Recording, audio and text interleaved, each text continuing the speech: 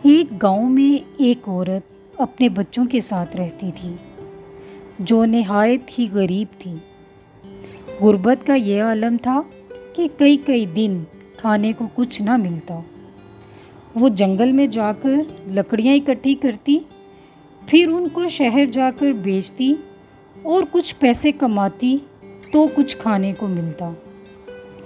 एक दिन गरीब औरत जंगल में लकड़ियाँ इकट्ठी करते हुए ज़ारों कतार रोने लगी। उसी दौरान पास से एक परी का गुज़र हुआ। परी ने उस गरीब औरत को रोते हुए देखा तो उससे रोने का सबब पूछा। तो औरत ने उसको अपनी हालाते ज़िंदगी बताई।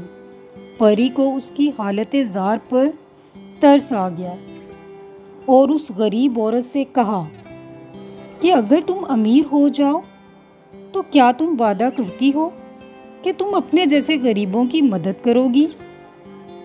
गरीब औरत ने परी से वादा किया और देखते ही उसकी जमा की हुई लकड़ियां हीरे जौहरात में तब्दील हो गईं। गरीब औरत तमाम जौहरात घर ले आई और एक अच्छी जिंदगी गुजारने लगी। पर वो परी से किया वादा भूल गई। एक दिन एक फकीर उसकी चौखट पर आया और कुछ खाना खिलाने का सवाल किया कि कुछ खाने को दो, कई दिन से भूखा हूँ। पर उस औरत ने फकीर को कुछ खाने को ना दिया और फकीर को अपनी चौखट से धक्के देकर निकालने लगी। उसी दौरान उसका आलीशान महल झोंपड़ी में बदल गया और वो फकीर परी में तब्दील हो गई। परी ने उस औरत को बताया कि अमीर होने के बाद तुम ना सिर्फ मुझसे किया हुआ वादा भूल गई बल्कि तुम में गरूर और तकब्बुर भी आ गया।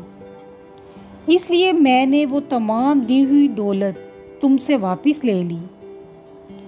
दोस्तों, इस कहानी से ये नतीजा निकलता है कि जो भी वादा करो वो पूरा करो और हमेशा कनात पसंद रहो।